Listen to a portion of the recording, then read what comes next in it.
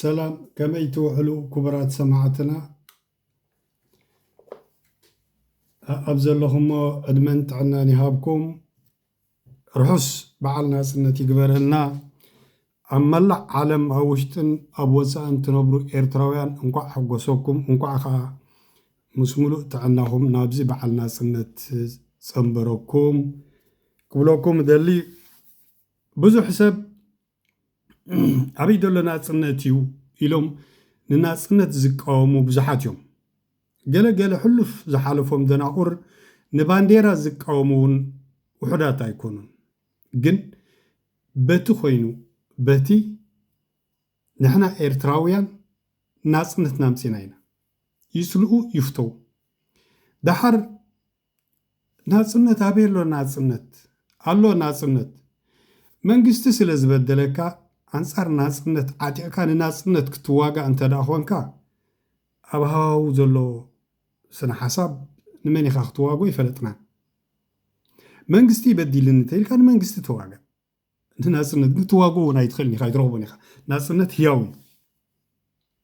ልዕሊ 500,000 ህዝቢ ኤርትራ ጸኒት እዩ ካብታ 1961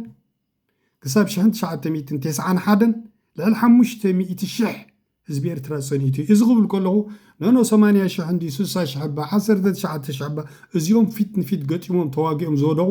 ጀጋኑ ሰማዕታትና እዮም እዚ ኩሉ ሓፋሽ ውድባት ዝተቐንፀለን ዝተቐጥለን ኣብ ውሽጢ ስመራ ዝርሸንን ዝሕነቕን ዝነበረ እዚ ኩሉ ምድረ ሳሕል ህዝቢ መንዓምር ምሰግማሎም ብነፈርቲ ዝድብደቡን ዝቕተሉን ጭፍጭፉን ዝነበሩ ብታንኪ ዝርገፅ ዝነበረ ዑና በሎ ዓዲ ብርሂም ሽዕብ በሎ ወላ ኣቁርደት ፀላም ሰንበት ባደሚት እምኒ ሓጀር በል እዚ ኩሉ ዝጠፍአ ህዝቢ ልዕሊ 500,000 ከፊልናዮ ኢና ፈቲና ፀሊና ወርቃው ዝኾነ መንእሰይ ወይ ወለዶ ከፊልና ኢና ዛ ናፅነት ኣምፂና እያ ስለዚ እንኳ ሕጎሰኩም ናፅነት የብልናን ባንዴራ የብልናን ንትብሉ ከዓኒ ወይ ኣብቶም ስግርኩም ትውልድ ተሊኩም ኪዱ ወይ ከዓኒ በሲልኩም ኣንጻር መንግስትኹም ዕጠቑ መንግስቲ ውሎ ኺዱ እንዶ ባርካ ተዋግዎ ታንክን ባንክን ዝዓጠቐ ነፈርቲ ዝዓጠቐ መንግስቲ ለኩም ኪዱ ተዋግዎ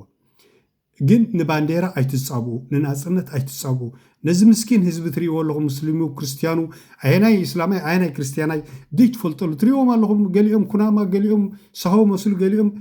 መን እዮም እንታይ እዮም ኣይንፈልጦም ኒና እንኳዓኻ ከምዚ ሽብርቕርቕ ዝበለ ሕብሪ ኣልበሰና ፈጣሪ ናፅነትኩም ኣይትስሉ መንግስትኩም ግን ተቃወሙ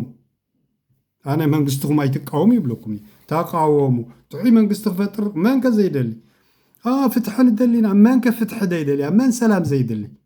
ፈቲዲ ካብ ስድራ ቤቱ ተባታቲኑ ህዝቢ ኤርትራ ፈሪሱ ጥሪቱ ጠፊአን ሃብቱ ተዘሪፉ ጠፊኡ ፈቲዲ ወሲልኩም ኣይኮነን ሃገርና ሃብቲ ጠፍእ ግን ምርጫ የብልናን ኣይንቃወም ኣይንብል ትሚልና ንርኢ ኣለና ስለዚ ባንዴራኹም ኣይትስሉ ክብለኩም ደልየ ኣብ ካልእ ምስ ንሰግር ኣቕልየታ ክቡራት ኣሕዋት ኣብይ ኣሕመድ ኣብዚ እዋን እዚ ኣብ ሓደጋ ይደሎ ኣብ ሓደጋ نقلت إرتراء خاوض لقو أنا على أبوك سنة إرتراء ولا أنا سنة إرتراء أنا العلينا طفل تاريخ انت يا قبلكم دلي كبرات سماعتنا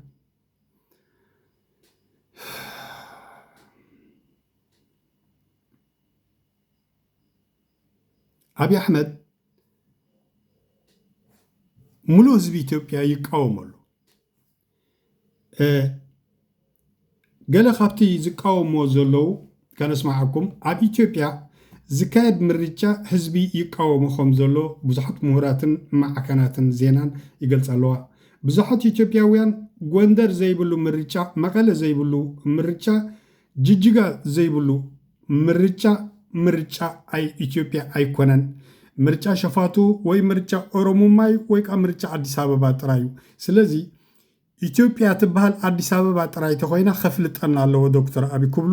ብዙሓት ምሁራትን ኪላታትን ይዛረቡለው ምርጫ ተራኸን ብል ኮይና ቅሬታ ምርጫ ተራኸን ብል ኮይና ሶሪ ሙሉ ኢትዮጵያ ዘለዎ ክኸውን ኣለዎ ምርጫ ተዘይ ኮይኑ ህዝብ ምሓራ ጎንደር ዘይብሉ ምርጫ ክብሉ ከለው ህዝብ ምሓራ ዘይብሉ ምርጫ ኣይኮነን መቐለ ዘይብሉ ምርጫ ክብሉ ከለው ህዝብ ትግራይ ዘይብሉ ምርጫ ኣይኮነን ጅግጅጋ ዘይብሉ ምርጫ ክብሉ ከለው ካኒ ሶማላውያን ዘይብሉ ምርጫ ኣይኮነን ወላ ህዝብ ኦሮሞ ኮየለን ኣብቲ ብልጽግና ፍርቁ ይደሎ ኦሮሞማ ዝብሉ ስም ሒዞምበር ሸኔናይ መንድም እናጽነት ኦሮሞ ዝዋጉ ከለው ህዝብ ኦሮሞ ኣፍርኩ ምስ ብልጽግና ኣይኮነን ስለዚ ኣብ ኢትዮጵያ ምርጫ ኣይኮነን ኣይንቅበሎን ኢና ከዓ ይብሉ ብዙሓት ኢትዮጵያውያን ናይ ብልጽግና ምርጫ እዩ ተዘይ ኮይኑ ምርጫ ኣይኮነን ኣብ አዲስ ኣበባ ጥራይ ዝካየድ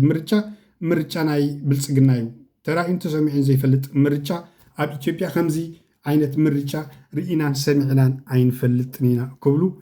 ኩሎም በብ ዘለዎ ይገልጹ ኣለዉ እስከ ገለ ካብቲ ዝገልጽዎ ከስማዓኩም እንታይ እዮም ዝብሉ ዘለዉ እዚኦም አድማጭ ተመልካቾቻችን አገዛዙ ኃይል እንጂ በምርጫ አይወርግም እንዲሁም የመሳሰሉትን መፈክሮች በመያዝ በናብራና አካባቢው የሚገኙ የማህበረሰብ ክፍሎች በዚህ መልኩ ለአገዛዙ ሊያደርግ ያሰበው ምርጫ እየተቃወሙ የሚገኙበት ሁኔታ ነው ያለው።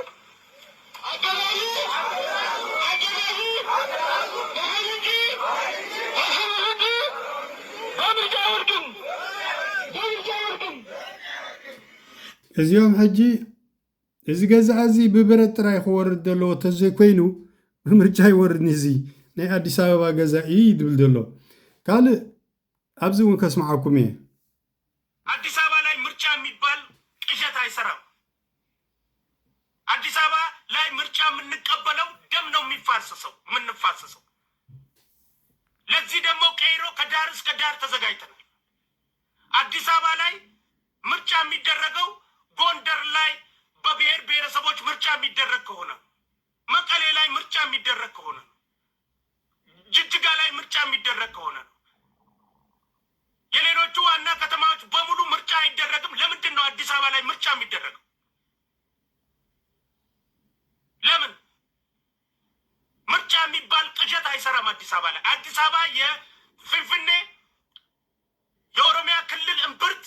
የኢትዮጵያ ዋና ከተማ፣ የአፍሪካ መዲና፣ የአፍሪካ ህብረት መቀመጫ ነች። የሁሉም ብሔር ብሔረሰቦች መኖሪያ ነች።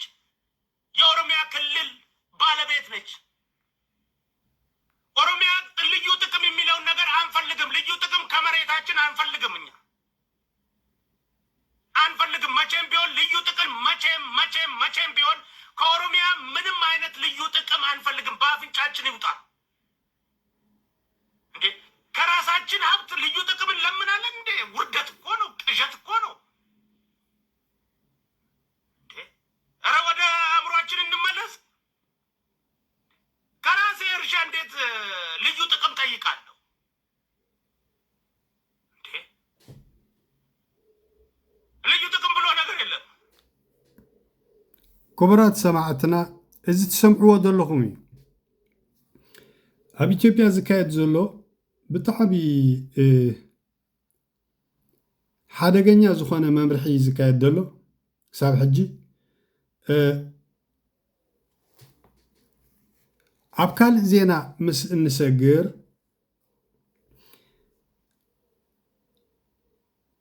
ኤርትራውያን ስደተኛታት ካብ ኢትዮጵያ ናብ ኬንያ ካሃድሙ ክብሉ ኣብ ደቡብ ኢትዮጵያ ኣብ ትሕቲ ቁፅፅር ፖሊስ ከም ዝወዓሉ ይግለጽ ኣሎ። እዞም 48 ኤርትራውያን ብሰንኪ ኣብ ኢትዮጵያ ዘሎ ዕግርግር ብሰላም ክነብሩ ስለ ዘይከኣሉ ናብ ካልእ ሃገር የሓይሽ ናብ ዝብልዎ ክወፁ ከለዉ ብፖሊስ ከም ዝተተሓዙን ካልእ ገበን ከም ዘይብሎምን ባዕሎም እቶም ፖሊስ ሓቢሮም ኣለዉ።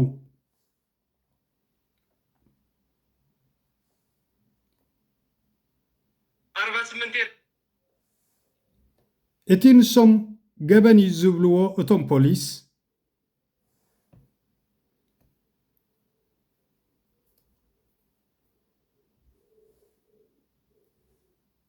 ዝብልዎ እቶም ፖሊስ ብዘይ ሕጋዊ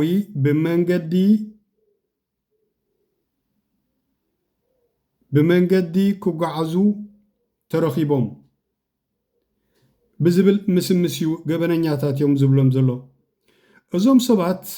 ካብ ኤርትራ ናብ ኢትዮጵያ ክመፁ ከለዉ እውን ሰነድ ከም ዘይነበሮም እዮም ዝገልጹ ዘለዉ። እዞም 48 ኤርትራውያን ፍርቀን ደቂ ኣንስትዮ ክኾና ከለዋ ህፃናት ከም ዝርከብዎም ተገሊጹ። እዞም ብናይ ደረቕ ጽዕነት ተሽከርካሪት ተሳፊሮም ክጓዓዙ ዝጸንሑ ኤርትራውያን ዝበዝሑ ዕድሚኦም ካብ 20 ንታሕቲ ምዃኖምን ናይ ጥዕና ገለገለ ፀገም ከም ዘለዎን ተገሊጹ ኣሎ። መዋፅኦ ይፍጠረልኩም ይሕዋተይ ከዓ ንብል። በዛ ኣጋጣሚ እዚ ንዝምልከቶም ኣካላት ናይ ቀይሕ መስቀል ድዮም ካልእ ተሓጋገዝቲ ውድባትን ዘይውድባትን ኣመቶም ክገብሩን ኣብ ዘለዎም ኣትዮም ክተሓጋገዝዎም እቶም ናይ ሓገዝ ኣብ ዓለም ዘለዉ ሰባት ክረድእዎም ከዓ ብመንገድና ንምሕፀን። ክቡራት ሰማዕትና እስከ ገለ ካብቲ ዝዛረቦ ዘሎ ሓደ ኢትዮጵያዊ ከነስማዓኩም ኤርትራውያን ወጣቶች በደቡብ ኢትዮጵያ በቁጥጥር ስር ዋሉ። በኤርትራ ያለውን አስገዳጅ ብሔራዊ ግዳጅ በመሸሽ ለተሻለ ህይወት ወደ ጎረቤት ሀገራት ለመሰደድ የሞከሩት እነዚህ ወጣቶች ያለ ህጋዊ የጉዞ ሰነድ ወደ ኢትዮጵያ መግባታቸው ተገልጿል። ወጣቶቹ በደረቅ ጭነት ተሽከርካሪ ተደብቀው ወደ ኬንያ ለማምራት ሲጓዙ የነበረ ሲሆን በደረሰ ጥቆማ በደቡብ ኦሞ ዞን ፖሊስ በቁጥጥር ስር ውለዋል። በአሁኑ ወቅትም በቁጥጥር ስር በዋሉበት የድንበር ከተማ ላይ የፖሊስ ምርመራ እየተካሄደባቸው እንደሚገኝ ተገልጿል። 48 ኤርትራውያን ወጣት ክብራት ሰማዕትና ክትሰምዕዎ ፀኒሕኹም እዚ መንእሰይ ብዛዕባ ኤርትራውያን 48 ኤርትራውያን እዞም ኤርትራውያን እዚኦም ብደቡብ ኢትዮጵያ ንኬንያ ክወፁ ክብሉ ኣብ ናይ ፅዕነት ተፃዒኖም ክኸዱ ከለዉ ሕጊ ወጢ ተባሂሉ ካብ ሕጊ ወፃኢዮም ኢለጋል ማለት ዘይሕጋውያን እዮም ኢሎም ሒዞሞም ኣለዉ። ሕጂ ኩሉ ግዜ እዞም ኤርትራውያን ንብሎም ተጋሩ እውን ክህልዎም ክእል እዮም። በቲ ኮይኑ በቲ ግን እዞም ህዝቢ እዞም መሳኪን መንእሰያት ንሪኦም ዘለና ሸጊርዎም ኣብ ኤርትራ ክነብሩ ይከኣሉን ኢትዮጵያ ኮይኖም ኢትዮጵያ እውን ክነብሩ ከንብርዎም ኣይከኣሉን። ኢትዮጵያ ዝገደደ ዓደ ዛቢ እዩ። ምክንያቱ መኒ ሓራሚኻ መኒ ቀታሊኻ መኒ ሰራቂኻ መኒ ዝጋሰሰካ ይትፈልጥን ኢኻ ሕጊ ኣልቦ ዓድያ ብፍላይ ከዓ ሕጂ ኣዝዩ ኣብ ከቢድ መዋጥር ኣትዩ ዘሎ ዓዲ እዩ። ስለዚ እዞም ኣሕዋትና ክረድኦም ዝኽእል ኣካል እንተደኣ ሃልዩ ክትረድእዎም ብትሕትና ንምሕፀነኩም። እስከ ሽዕብ ሕጂ ናፅነት ኢልና ንሕና ንጎይ ኣለና። እዚ ናፅነት እዚ ቅድሚ ናፅነት ዝነበረ ገለገለ ዶ ሓደ ብዚ መፂስ ከስማዓኩም ደልየ ዓደ እንዳማፀየና ዓደ ሕዚ ኣጣቢብና ከርሳስ ከዓዲብና ከምን ርሳስ ብለ ጀኒትና ፈጋርና ግራቤት ዋላብና ርዝቀይት ዋላብና ኢለ ጀኒትና እቡ ምና ርሳስ ክምና ርሳስ ከዓዲብና إلا جنينا بس رصاباتنا كبفا قرنا من أبياتنا حتى يهرسنا منه وكم نادى إن أمر زي كم هلا إن أمر زي قالوا عرفنا تنزلي إن أمره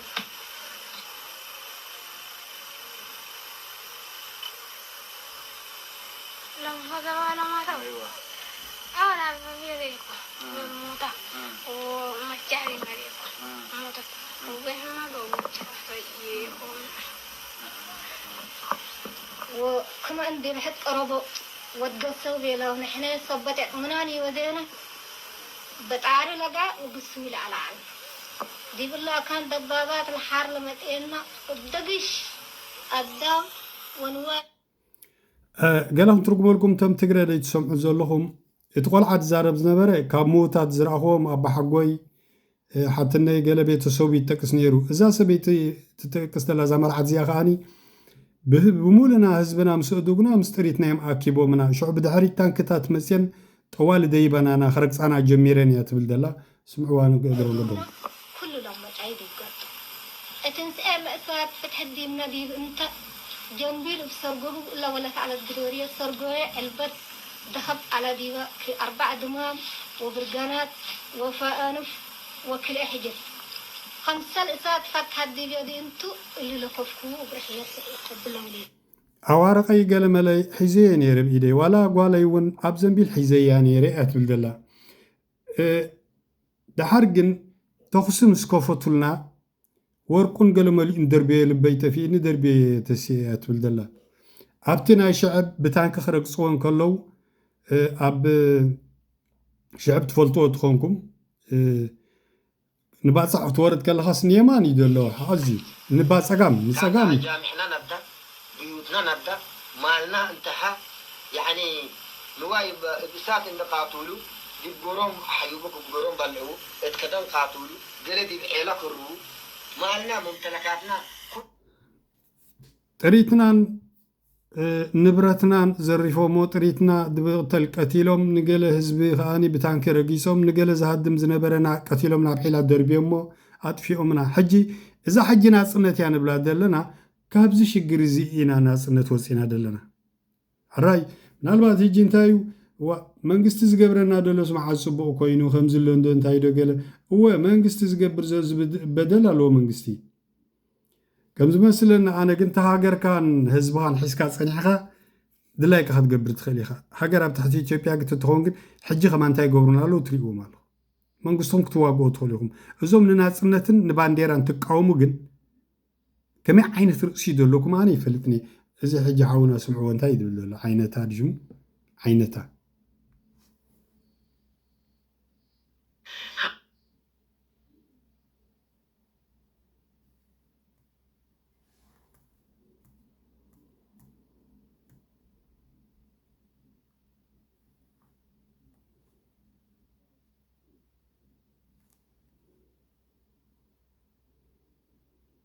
هاي غريتها كبرات سمعتنا من الباتتي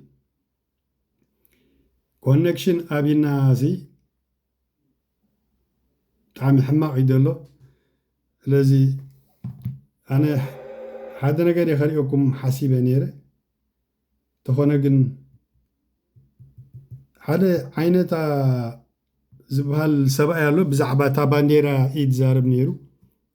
زعبانا سنة باب زعبانا سنة يتزارب نيرو سو نوعي خليكم حسيبا نيرة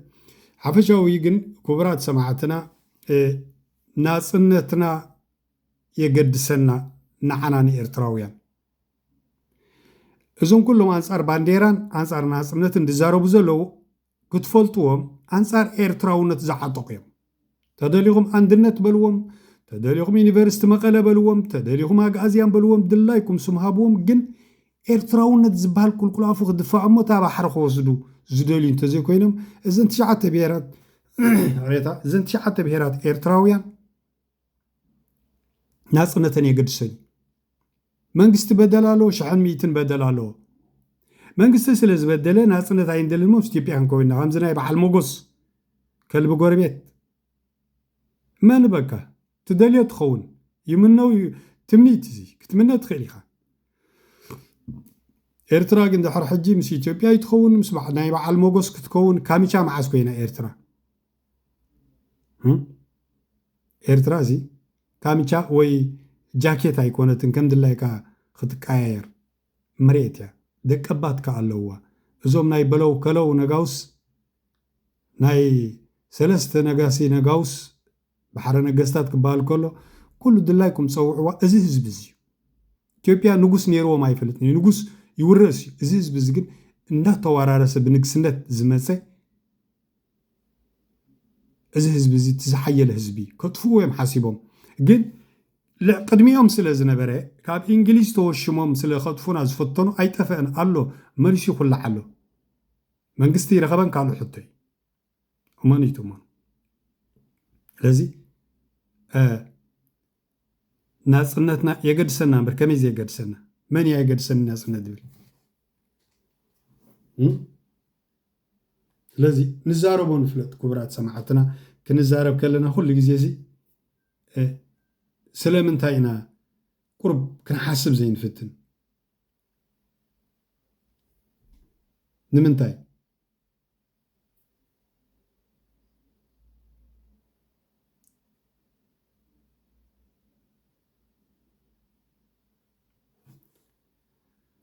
بزخانة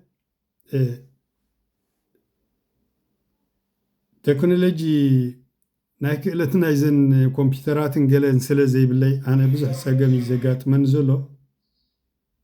سلازي ولا حنت خجبراي كالكون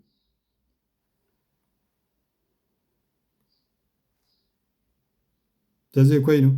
زي دزارب زنبرو ودخريوكم حاسيبا نيري كزاليو أبزي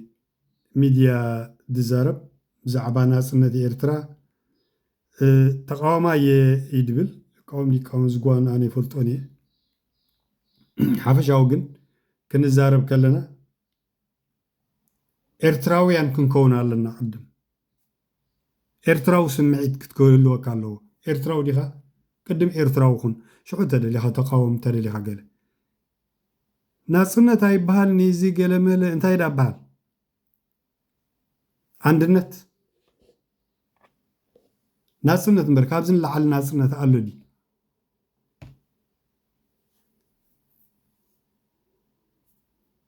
دو كمتم كابسجري إثيوبيا دموزو تجراي تجرينينا دو عباي تجراي كنسرحينا دو قال ملا كاب يونيفرسيتي مقالة سابورت زقبر زنبر هزبي كاب آتوم إيهم سلازي مجمريا إرتراو خون دهار إرتراو مخانكا كتقاوم دلايك خد قبر مسلكاي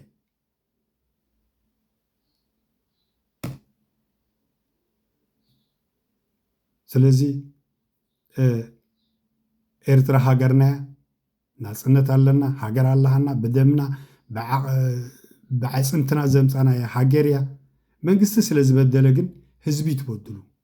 መንግስት ስለዝበደለ ሃይማኖት አይተወድሉ መንግስት ስለዝበደለ ባንዲራ አይተወድሉ መንግስት ስለዝበደለ ናጽነት አይተወድሉ መንግስት ስለዝበደለ ቀቢላን አውራጃን ብሔራትን አይተወድሉ እዚ ብስለት ይድል ምን ይድስላ ሃገር እንታይ ማለት ፖለቲካ እንታይ ማለት ክትፈልጥ ኣለካ ስቂልካ መንግስት በዲልኒ ኢልካ በዲዮ ደሎ ኤርትራዊ መንግስት በዲልካ ንመንግስት ኢኻ ትቃወም ህዝቢ ኮንካ ትሰርፍ ናጽነት ኣይኮንካ ትሰርፍ ወይ ሃይማኖት ኣይኮንካ ትሰርፍ ሕብረተሰብ ኣይኮንካ ትሰርፍ ወይ ደቂ ኣንስትዮ ኮንካ ትሰርፍ ስለዚ ናይ ልምዓልቲ መደበይ ነበረ እዚ ይመስል ፀሊልኩም ዝሰማዕኹም ብጣዕሚ ደመስግነኩም ኣብ ዘለኹም ዕድመን ጥዕና ንሃብኩም ريتهم أكومنت خصوص فليك أيدلي أساس سبوق على نادي هيلنا نجاجة اللي نو تجاجي خايخة مبال سبوق عندي لايك سبسكرايب شارك أني حق جزنا أمو سناي محلتي بروخنا سنت